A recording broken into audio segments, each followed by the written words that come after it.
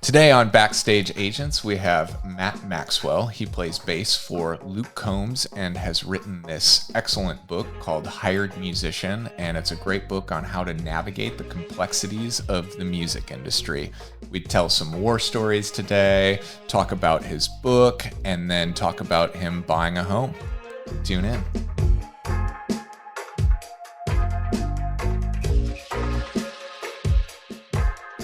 Dude, how's the road been so far? It's been good. Good? Yeah. A little bussing, a little flying. Little bussing, little It's still flying. there. Yeah, the road's still there. Well, it's always gonna be She'll there. be there. She's waiting. She's calling. Yeah, she always does, man. No, I find myself being off. It's like, man, Yeah. it'd be nice to get back out now. You did the Opry the other day. I did, yeah. Yeah. Did you just have your first time on the Opry? No, I was like third, but Okay. first time in like 3 years. It's Okay. been a long time. Yeah. Yeah, and I've done it with 3 different acts at Okay. different points in their career, and so I've gotten to see it from 3 different kind of vantage points. Nice. You know, the first one was like definitely no sound check, barely able to plug the amp in time, Yeah. which makes it fun. Yeah. But it's also like, and da-da-da. We were the first act, and the curtains closed, and they're like, Yeah. da-da-da-da-da. And I'm like, oh my God. Yeah. I don't know if I had time to tune. Yeah, people don't realize how quickly that moves and how much time you don't have to set. And like, you are literally plugging in your instrument and then you're counting off the first tune and you cannot hear anything. Oh my gosh, yeah. And I can't emphasize that enough. The first time you play the Opry, you will not hear a thing. There's no floor monitors? There is, but they're mixed very quiet. And like when I played this last Saturday, they had us on in-ears, and I pulled them out because I couldn't.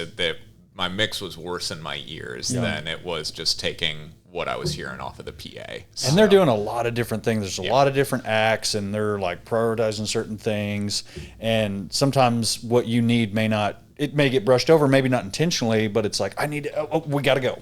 You know, and you may have just ran out of time, or something changes, a level changes, between when you checked and showtime. And it's kind of the industry as a whole, I feel, don't you? With like, it's like, wow, we're playing the Grammys. It's like, wow, this is chaotic as shit. You know? And it's funny, the farther up the chain that I went on the gigging level, I figured that would die down, and it never does. There is always some form of chaos every day. It's like, at first you're dealing with, maybe 1 bus, 2 buses and a trailer, maybe something breaks down, and logistically you're trying to have to figure that out to, you get to what you guys are doing and maybe a semi goes down or, somebody, they got out late and so you're not sound checking or whatever it is.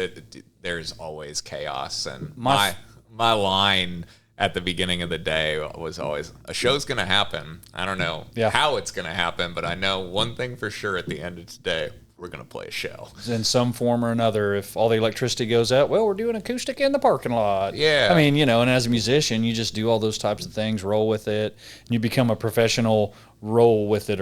Yep. I remember I saw your guys' first show this year, and you had one of those in Milwaukee where you were having some bass issues. Bon Jovi was playing through my bass guitar during sound check. Yeah. The Bon Jovi? Oh, yeah. And I'm just like, what? Yeah. And, my tech was like, hey, man, he's like, I've been working with it. Let's try to figure it out. And we diagnosed as much as we could with the time we had. Thankfully, we had the day before the show. And game day decision, I was like, you know what, I'm just going to go buy a different bass. Went up to a music store there in town and got a different kind of bass that didn't have the same issue.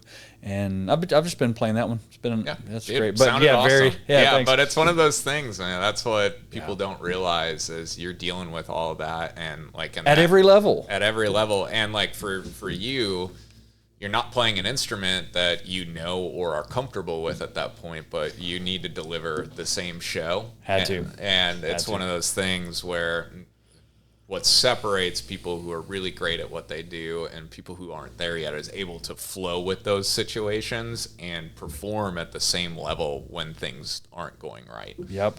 It's like you were not in control of this. It's like you worked on your scales, great job. You worked on this, great job. But now you're faced with some who knows what right before you're about to play. And it's like, And that's the experience part of the job, just getting out there and doing gigs and learning from that. My first big show that I ever played was, it's been maybe 10 years ago. It was the Carrie Underwood Storyteller Tour. We were the first of 3 acts, and it was the first arena tour I had done, just my first big gig. And, I was excited. I was nervous. I had 2 or 3 days. We did a rehearsal, and then we immediately got in the bus after the rehearsal to go to the first show. And it was somewhere in the Northeast. I can't remember. And it was my first time riding a bus overnight. I had been on one, but first time like sleeping on one. And dude, somewhere at 6 or 7 a.m. in the morning, bam, this loud noise. And I'm like, for those of you that rode a bus, it's like a coffin kind of. And I'm like, oh yeah, okay. My name's Matt. I'm a musician. I'm riding a bus. You have to get You didn't wake up in purgatory. I didn't wake up in purgatory. I knew this was going to happen. Yeah. And so I get out of the bus, and this is a testament to those that had toured before, because I hadn't. No one even got peeked out of their bunk. They just kept sleeping. And I'm just like, whew. I felt like I was in a movie. I'm like, am I the only one? And the bus was stopped. So I get out and go up front, and the driver was out, and we had blown a bus tire on the way to the gig, and we were on a time crunch. We're the opening slot. We had to push our sound check right before we played. So I think they did everyone else's, and then ours was at the very, I think we got a sound check. I can't remember. But anyways, that was fine. We pushed all the gear up on the stage because it was a 360 tour. So the stage was in the middle of the arena. So we're pushing up drums on risers, and I'm helping because it's a small, configuration. We get up there, and it's like, okay, we got 30 minutes, and then we got to play, and we're going out there, and I'm like, wow, this is incredible. And then, God bless him, the sound guy didn't turn on the combiner, which I don't even know what the hell that is, but I know it helps with the wireless frequencies. They forgot to turn that on, and so all I could hear was I couldn't actually hear, very, very low, I could hear myself and the band. So the whole show, I'm just relying on the physical touch and the visual placement of the notes instead of actually listening and playing. So I'm watching the drummer, and we've got, I don't know, a 25 minute. We get done, and between the bus tire and the in-ear issues and me being nervous and lack of sleep, the band leader looks at me and goes, man, the rest will be just fine, because everything that could have went wrong on your first gig went wrong. You know? Dude, I remember the first time I played Fallon, we had missed a flight due to weather, and we weren't taking direct flights, so we got stuck in Midway in Chicago, which is hell for anybody who travels. That's not an airport you want to get stuck in. And it was one of those where it's like, okay, we checked all of our gear, we're playing Jimmy Fallon for the first time. So it's like, you want to be as comfortable as possible, check all of our gear. They finally get us on a flight, last flight out. We don't get into New York City until 3 a.m.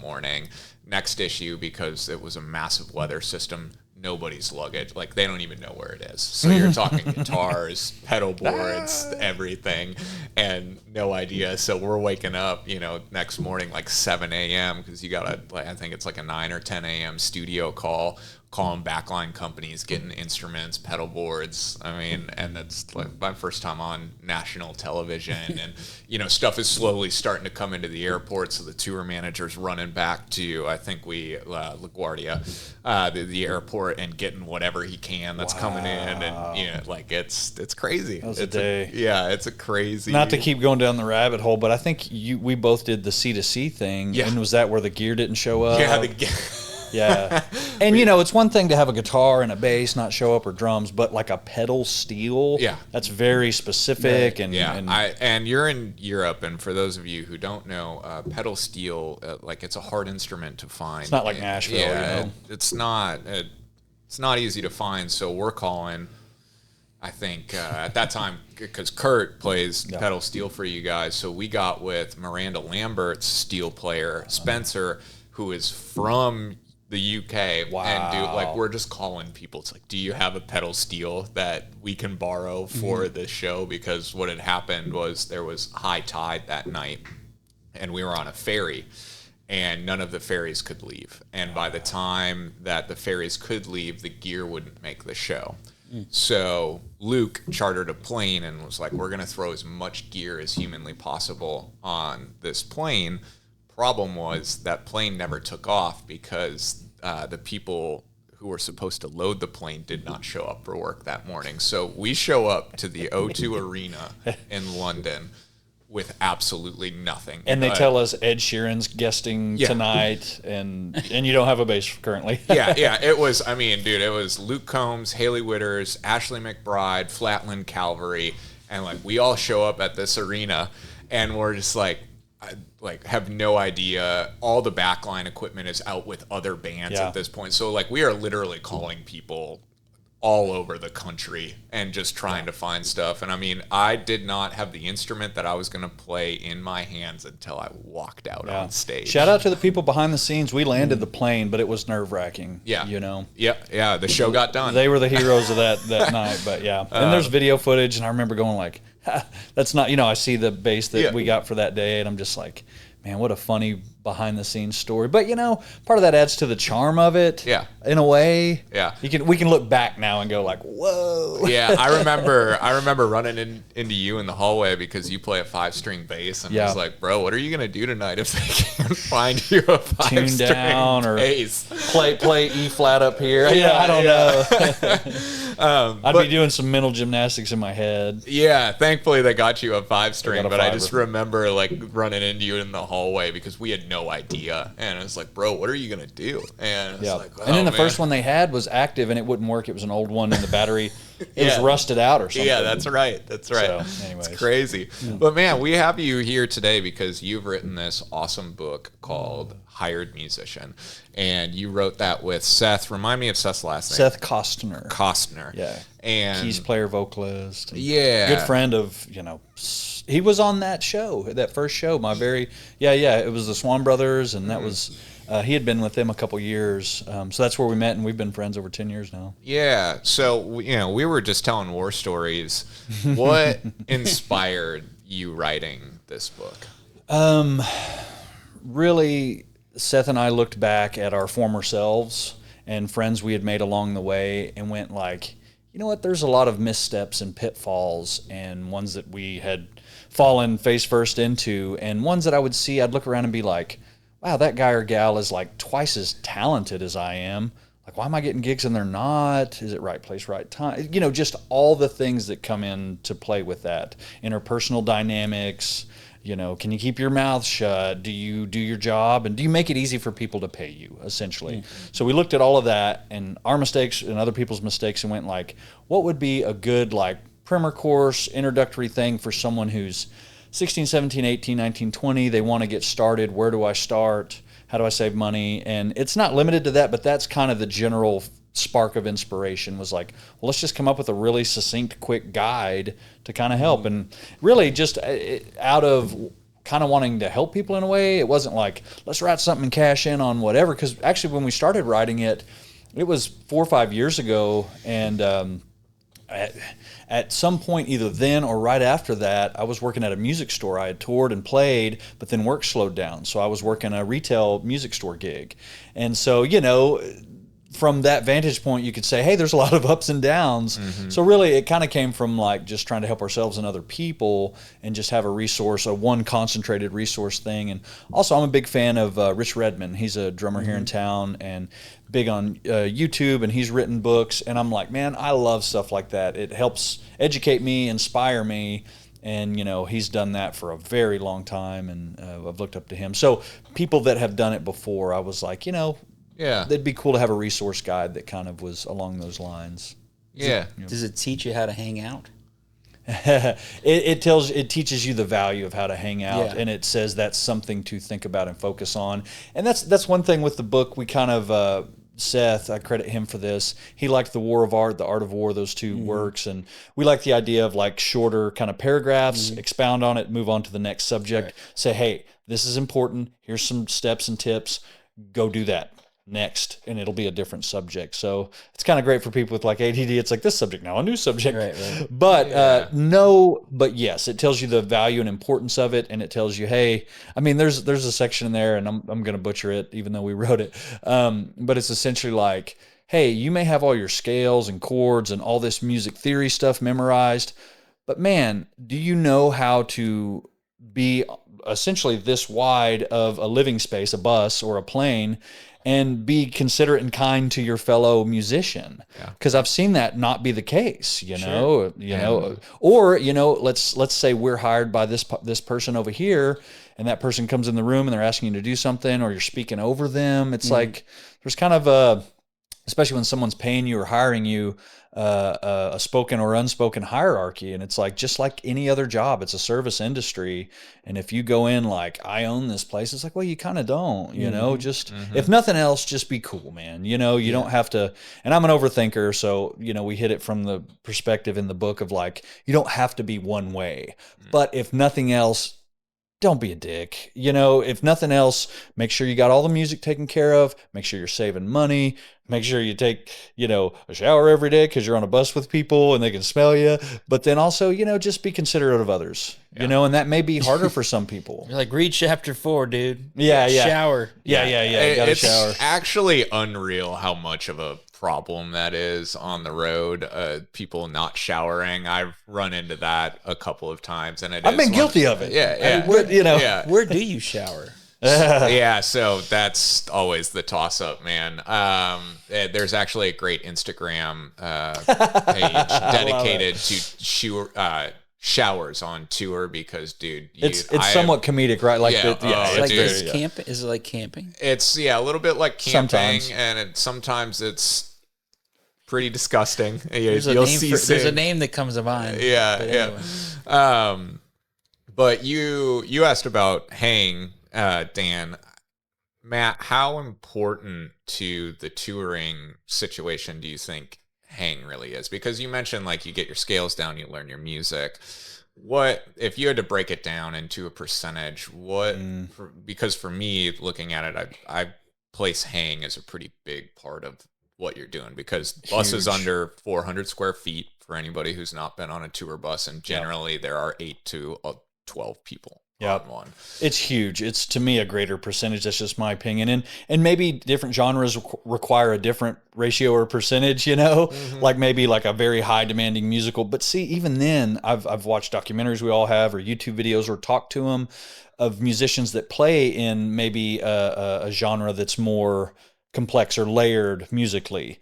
And even those people say the same thing. They're like, if I have 2 options and person A is a better hang, but they're both equal, who are you going to go with? Yeah. Who are you going to go with? You're going to go with the person that's like, easy. And it's that way in every field, and also not to go all the way back to but some of the inspiration for the book, like When Friends and Influence People, or even, really just like my great-grandparents that taught me to say, yes, ma'am, no, sir, open the door. Just be considerate of your fellow human.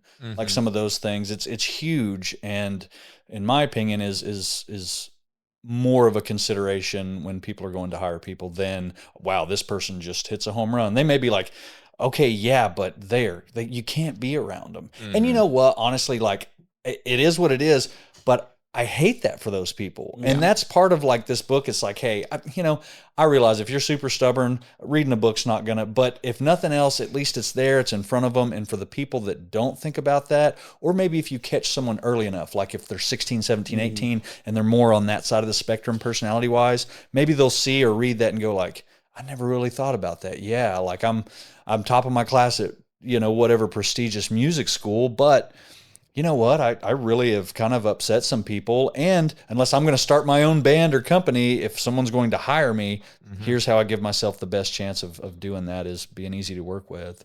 And we inject, it's not just like get into the music industry and you can too. It's real, it's a real vantage point. And at one point there we say in there, like, it may not even be for you. We hate to write a book and say it may not be, but it may not. Yeah.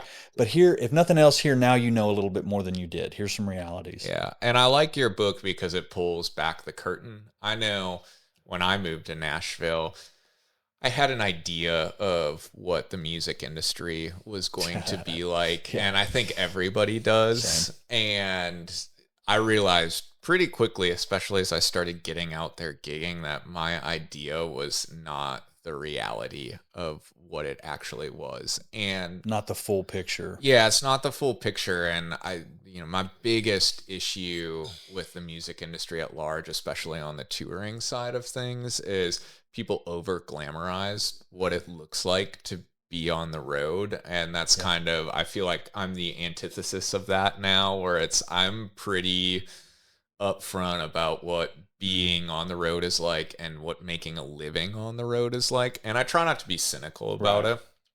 I still love playing music. I still do play music. Yeah. It's awesome. But there are some realities that I wish I would have known when I was 18 and making the decision. And some you're glad you didn't too, because you might not have gotten into it. You know, some of it you enter into it with innocence and naivete, and then later you go like, well, okay, I'm glad I... Yeah, that's exactly... I mean, if I knew now what I didn't know back then, there'd no way I would have ever been like, I'm going to move to Nashville and play music for a living. And I'm glad I made that move and was naive enough to make that move and believe I could do it.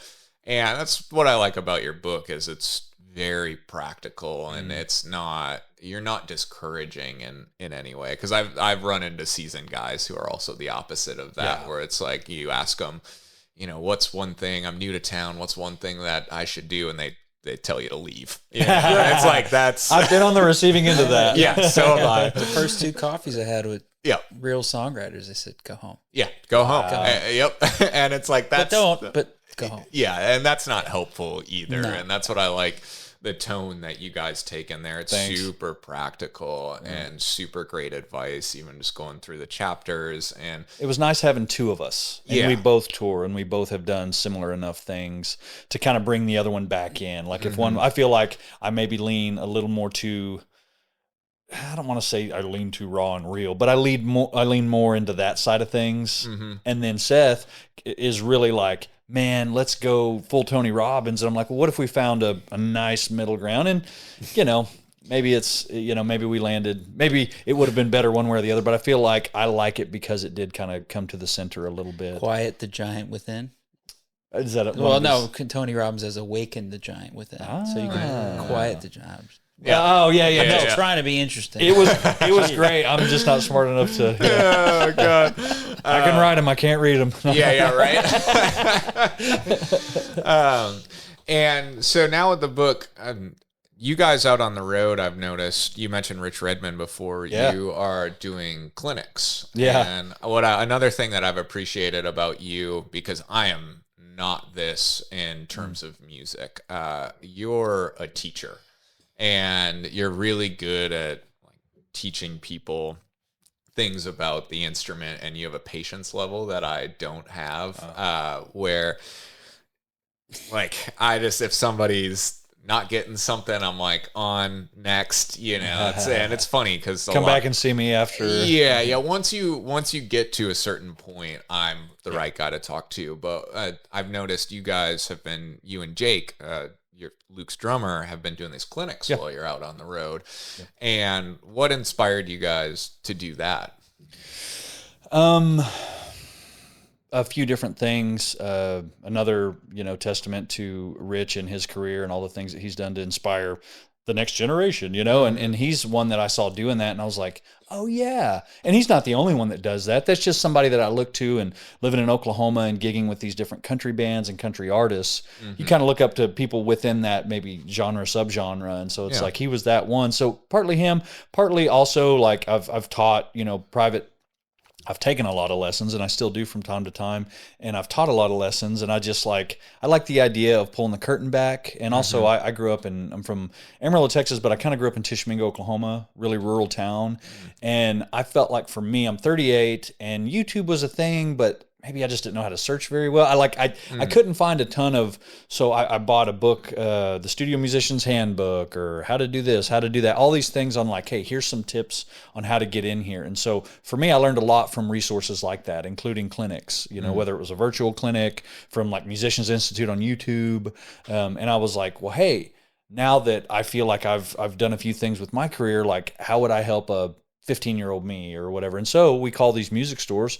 It's like cold call and tell them what we do, and hey, you know, it's kind of unique because there's two of us and all that stuff. And so then we'll get people coming in. It'll be like a 6-year-old with his sticks in his hand, his feet are swinging from the chair, he can't even touch the floor. And then the 60-year-old guy that has some really great questions that maybe he toured back in the day, or, you know, just the spectrum of people, 20 to 50 people.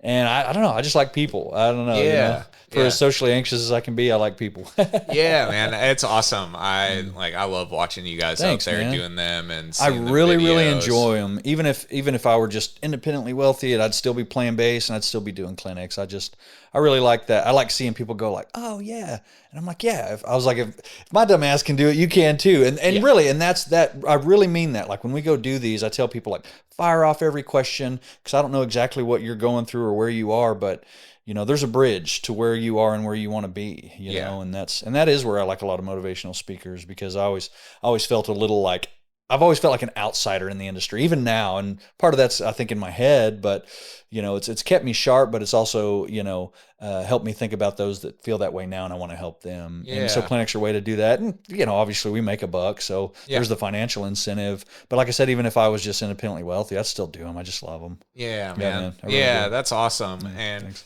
yeah, I mean, you're one of the guys at this point. You know, you have objectively, you know, had a bunch of gigs. You're on one of the biggest gigs on the planet right now. So you're not an outsider at all, man. And it's been fun getting to know you over the years. Thanks, and man. getting to know your story, because we've had the similar journey. We've both been on gigs. We've both not been on gigs. Yep. And, you know, and then figuring it all out. We know the game. Yeah. We know the game. And we know how much luck is involved and hard work. It's this weird fucking blend of both, you know? Yeah. It's awesome. There's a chapter in your book where you dive into finances, which I think I think out of everything in music, they don't peel back that curtain enough. Yeah. And it's hard to talk about. Sorry, I don't mean to. Oh no, go ahead. It's just hard to talk about some of these numbers because it's private, and a lot of people grow up, myself included, where you know you don't talk about like how much you make or don't make, and you know, and I still don't for good reason. There's reasons for that, but just to your point, it's hard to really come up with real hard information on top of the financial ignorance, which I in a lot of ways operated my life in that way. It's nice to have friends that can help you in that world too, you know, first house, etc. So what, on the financial side of things because again, as just mentioned, like we've both not had gigs, we've both had gigs. What's been your most important lesson for people coming up on the financial side of things, looking back on how you've done things and you've survived times of drought and then times of great harvest? Know that you can only control so much. Some of it is out of your control. I had no way of knowing that 15 years later, a guy would remember me and recommend me for the gig of my life, where I would then be able to start building wealth for myself and afford a house and things like that. And, you know, some of it's my own fault, you know, poor decisions I made financially. I didn't diversify enough, you know, and I don't want to tear myself apart, but there were plenty of mistakes that I made. Maybe I wasn't bringing in enough money and I was sitting around during the week when I could have been like teaching more hours, or maybe I could have moved to Nashville 10 years before I waited too long, waited longer to do so. And, you know, I can sit here and, you know, now I have a good job and stuff. Just saying your journey may not look exactly how you think it will be. Be versatile, be diverse, be open, and, you know, respect to you for pivoting and finding a field that you can run parallel to your music career. Yeah. You know, and you know, like I was talking about earlier, I went back and worked at a music store for a little while. So there's been some things that I did to kind of help myself, but just know that it's a tough field, and just know that it's not a straight line most of the time. That's the sentiment that I get from most people. It's not a straight line. Yeah. I mean, nothing in life, in my experience, has been a straight line at all. I mean, I kind of have been the king of just falling ass backwards into opportunities and then just walking through doors that have been open. And there's been some intentionality behind some of it, but it's like you can dream as much as you want about the perfect opportunity, but that And you doesn't- should. Yeah, that doesn't mean that door is going to open for you, and it I'm doesn't. going to front my own funk band and be whatever or whatever thing you have. My original band that I started when I was 16 is going to make it. Yeah, You know, have that dream, but if your goal is to play music and make money, know that it may not look like you're saying exactly like. yeah, and it's, for me, kind of like just going through for a while, I was pretty adamant about my tax returns saying musician. And it's funny now, the older that I've gotten, it's like, I don't really care what my tax returns say, as long as I'm enjoying the music that I'm getting to play and the experiences that I'm getting to have. And what I appreciate about you and look up to you on is that you found a way within music to diversify. Like, you're not just doing your gig. You're doing clinics, you're doing teaching, you're doing sessions from home. Like, you're constantly out there hustling within music. So it's not just the gig, and you and I both know gigs go away. Yeah. And whether you get let go from someone, the artist decides to take a year or two or forever off. Or if you ride it 30 years out into the sunset, it's still good to do, whatever, you gardening or mechanic work or whatever. But for me, and thank you for saying all that, part of it for me, I just went like, I just started looking around and going like, well, I tried that and I wasn't very good at that. Okay, I can't really stomach working at a factory. I wanted to blow my brains out, and no disrespect to anybody that does that type of work. There were certain things that I knew my brain couldn't handle. And, funny enough, I moved pianos for a while and I was like, that was actually pretty fun. I actually kind of really dug that. And I did that a little bit during the pandemic. But anyway, so I think part of it was I just looked around and went like, I don't really have any other skills. I inadvertently, accidentally, but maybe somewhere subconsciously, consciously pigeonholed myself into music. Yeah. But I know what you're saying though too. There's also that aspect of like, I wrapped so much of my identity up in, which a lot of us do, but I did this with musician and I wanted to see it too. And it was a point of pride or whatever. Or maybe like, if I'm not a musician, I failed at life and whatever. And I did that too. And the older I get, the more I'm like, you know what, man, there are other metrics, but I did, and sometimes still have to fight against thinking that way. Yeah. It's a constant battle for me now, existing in two very, very different worlds. Because like, there's part of me that goes, you gave it up, like you're not doing it, and it's so not true. That's just your own head getting in your way. I'll never be Pinot. Yeah, and it's like, it's so funny just how tied up your identity can get into it, and like how toxic that can be to your entire being as well. I mean, I think the worst that I was on the road and playing music was when I had to be playing music. And because my identity was so caught up in it, and it wasn't necessarily about the playing music aspect of it, it was about everything that comes along. It's a very visible career, and you get to post all this stuff on social media. And at some point I just went, I think my ego is diving into this side of the business a little bit more than the actual playing music side.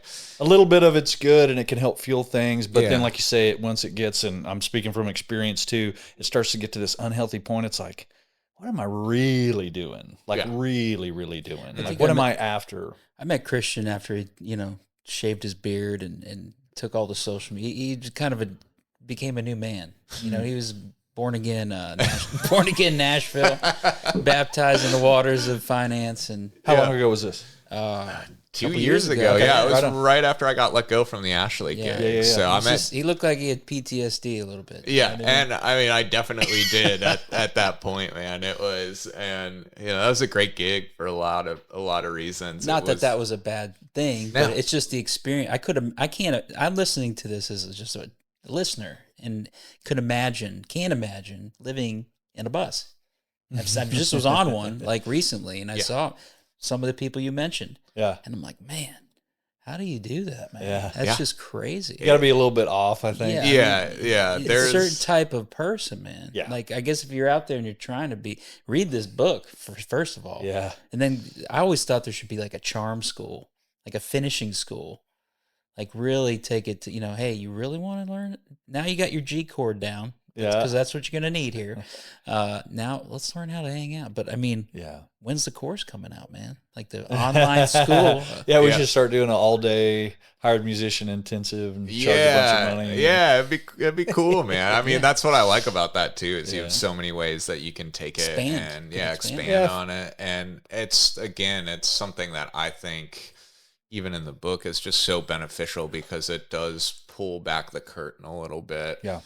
In a way that I don't think has been done before. Again, I think people lean into, like the awesome side of getting the gig and having the gig, and they don't necessarily tune into like the not awesome sides of having the gig. Like as we were telling, you're gonna have months where you made $300 instead of $3,000. Yep. Wow. Yep. And and it's like the stories that don't get told, like a plane full of gear not showing up in London for what's a massive show, and you just having to figure that out and not let your personality get so stressed out that you can't perform. Like you still got to put on again the same show regardless of the circumstances. And that's the people that I respect the most in the business are guys who are able to do that and through whatever circumstance may arise are able to get up there, and you would never know it. And that's awesome. And I've been on stage with guys who can't do that. Yeah.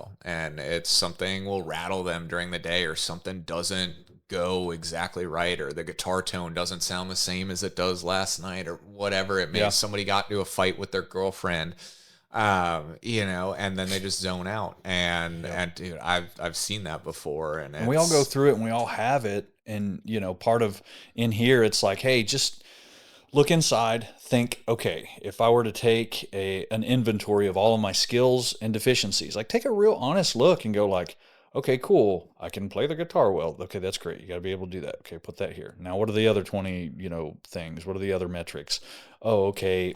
How do I perform under pressure? Well, that's a big thing if you're playing in front of X amount of people. Okay, cool. I'm working on that, or I'm better at that, or at least I'm aware that I get really. So for me, I know that I get nervous or anxious, maybe more than the average person. I overthink maybe more than the average person. So what I do is I over prepare the material. Mm-hmm. And so then I look as if I'm not worried or nervous because I'm not, but it's because I know myself and I know that, okay, maybe this person doesn't worry about that at all. Maybe they're literally a child prodigy musician and they're just like, they're not going to miss a note whether they practice or not. I'm not that way. Okay, cool.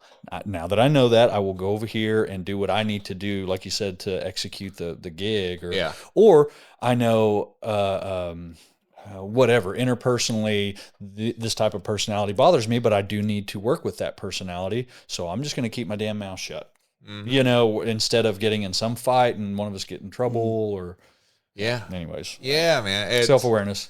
Self-awareness. That's what you seem very self-aware of knowing, okay, I need to prepare. And I remember after the pandemic, we all got back on the road, and that's when you came onto the Luke gig. And I remember seeing you out there. I was trying to track you down and hang out and get to know you. Yeah. But man, you'd always be every day just in there. I'd see you in the green room practicing tunes, man. And you sounded killer from night one. Hey, thanks, but you were in there every day just running tunes. I still do. Yeah. And it's awesome to see, and but you know that about yourself, and it's you're not going to let yourself get rattled by something, and even if you do, you're so prepared it just deflects to muscle memory at that point. Yep. So I think a huge part of being on the road is being self-aware like that, and knowing what your personality needs. If you're having a bad day, just maybe you keep to the bunk and sound like that sort of stuff. Oh, after 2 drinks, then I want 10. Okay, so maybe I'll stop at 1.5. Yeah, exactly. I mean, really, I turn into a monster at 10 drinks. So okay, I know not to drink more than this much. Yeah, and there's speaking from personal experience. Yeah, and there's no space between 2 and 10. So exactly. I do that. I check myself. I'm like, cool. Yeah, have a drink. Cool. The weekend's over. And then, I'm looking at 4 or 5 and I'm like, what, okay, what's going to happen after this point? Yeah, dude. Yeah. Just reel it in. We're 38. Yeah, exactly. Well, cool, man. And so, kind of switching gears a little Yeah. bit, you bought a house like a year and a half ago. Yep.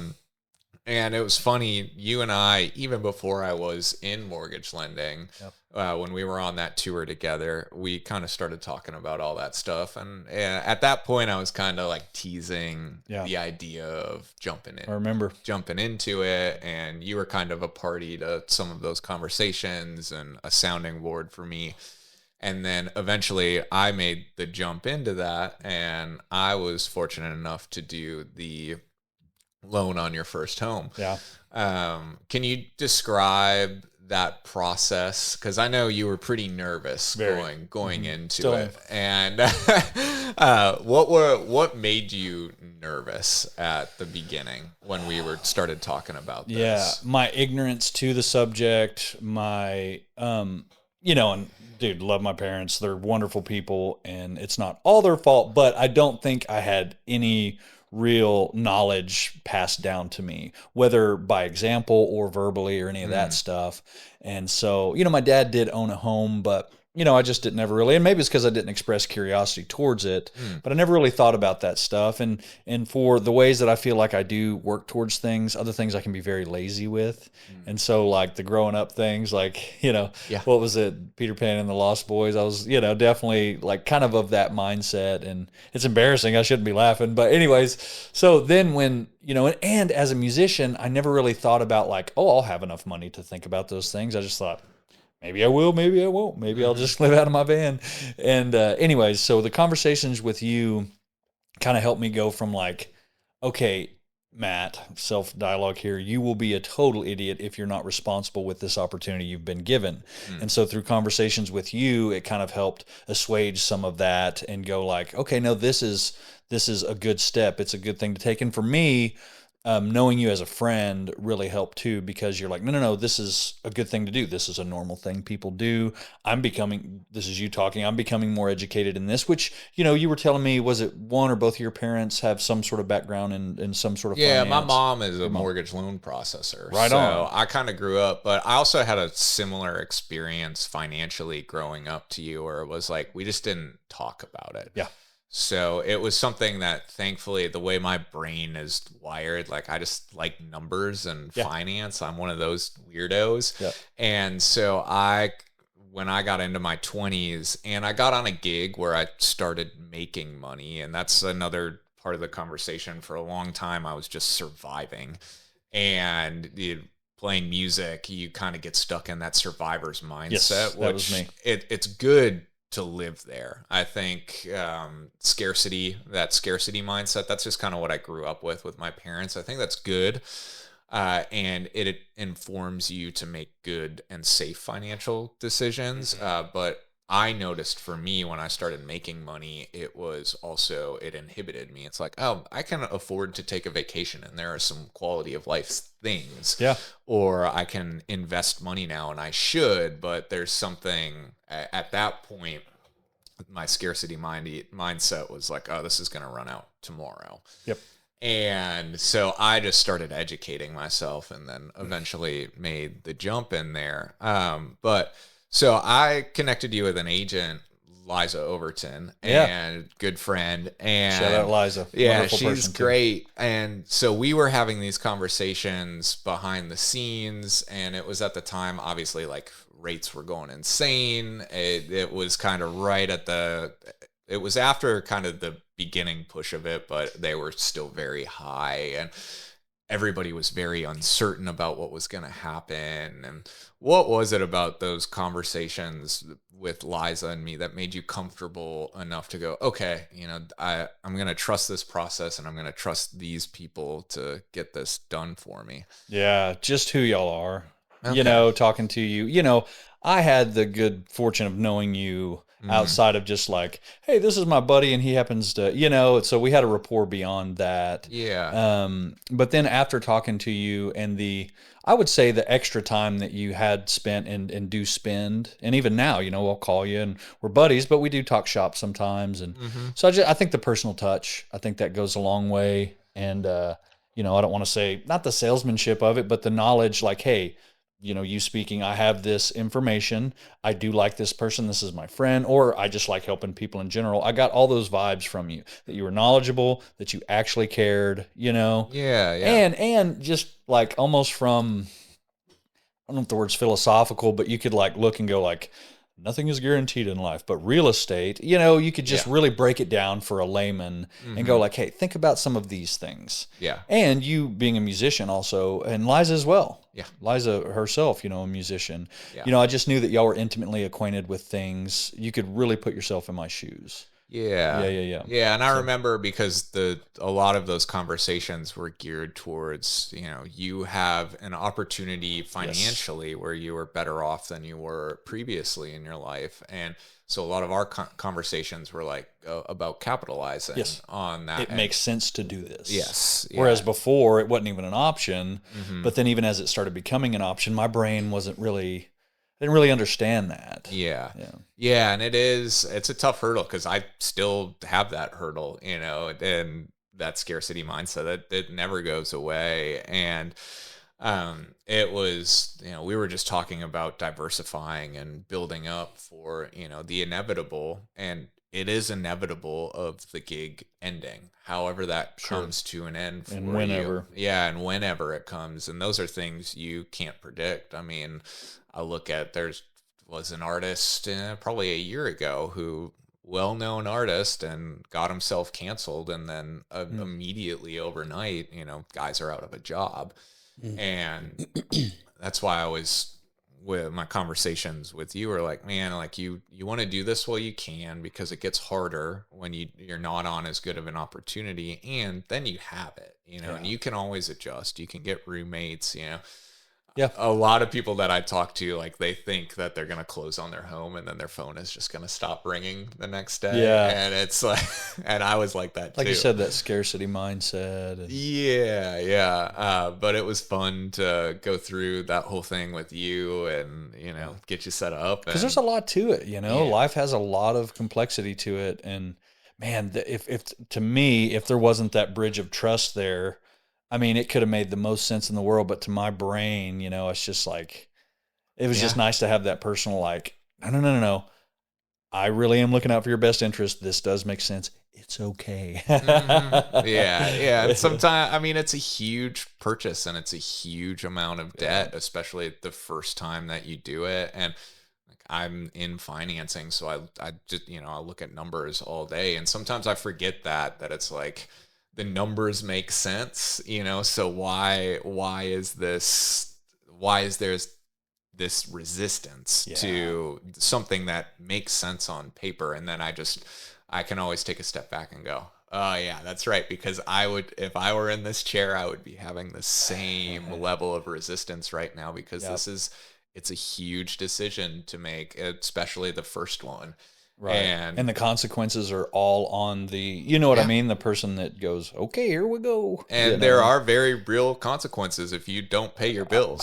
I've experienced them personally. Dad passed away and things went into probate, and, I'll give myself like a B-, on the whole thing, scoring it, but we ended up losing the house. That's a whole nother, I could go 20 minutes on that whole deal, but that was an interesting process. So I've firsthand experienced the consequences of, the lawyers calling and going, hey, and I would consider myself at least pretty good about paying what I owed. It was just this weird, quirky thing where it went into probate, and I had, my nephew who was underage and his mom that didn't want to go visit with the lawyer to become the guardian. It was just this complex thing. But at the end of the day, the consequences were real, and if you don't pay, the bank is going to come, and they're going to take the house. I want money that people owe me. They definitely want money that people owe them. Yeah, that's another part of being a musician, is spending an enormous amount of time tracking money. Accounts receivable. Yeah, accounts receivable, man.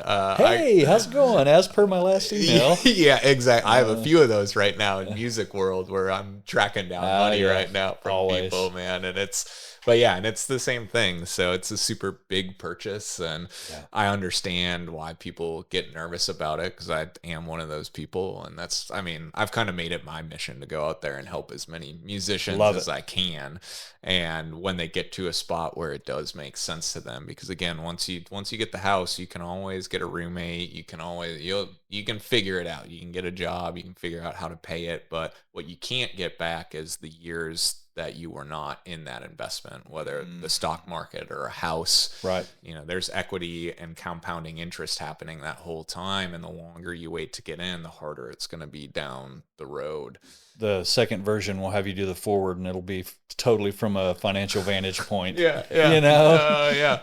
Yeah. But it is, I mean, there's so much that goes into it, and it's harder to navigate as a musician. It definitely is, in terms of the, like, even getting a loan for a house. So I was super thankful, because I was pretty new, that you trusted me enough to, and Liza enough to get you through that process and get you into your home. So yeah, man, very happy. Yep. Yeah, here we are, a year and a half almost. Yeah, it's awesome, and the sky didn't fall either. It didn't. Yeah, I'm still alive. I can't believe it. Yeah, there were a couple of times. It was funny. I remember, before we had finally got you pre-approved, and there were a couple of conversations. I was playing with Luke Grimes doing his first tour, and I remember I was sneaking out into the hallway to take phone calls, because you're like, man, I don't know about this, and I was like, I think it's gonna be fine, man. I think we were in rehearsals too, and so we're both like gigging on the road, sneaking out to so to speak. Yeah, so that's awesome, man.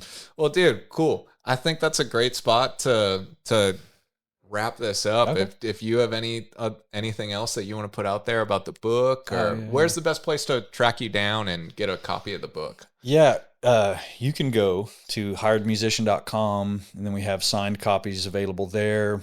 You can buy it on Amazon. We make less money on that. So if you want, go to Hired Musician. We'll ship it to you personally. We get a personal signed personal copy. touch there. Yeah.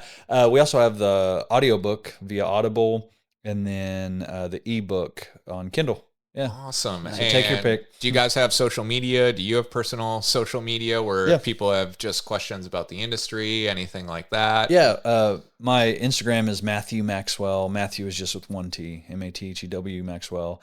And then Hired Musician, we're on Instagram too. And awesome. Yeah, I get messages on there sometimes. And awesome. Yeah. Well, cool, man. I appreciate you taking the time to come and sit down and hang out with us. I love it. Good excuse to hang out with my friend, and I think what y'all are doing is awesome, man. Yeah, well, thanks man. Yeah. Appreciate you. Yeah, we're excited to get it out into the world. So awesome. Well, that's thank you very much, Matt. Thank y'all. It's a wrap.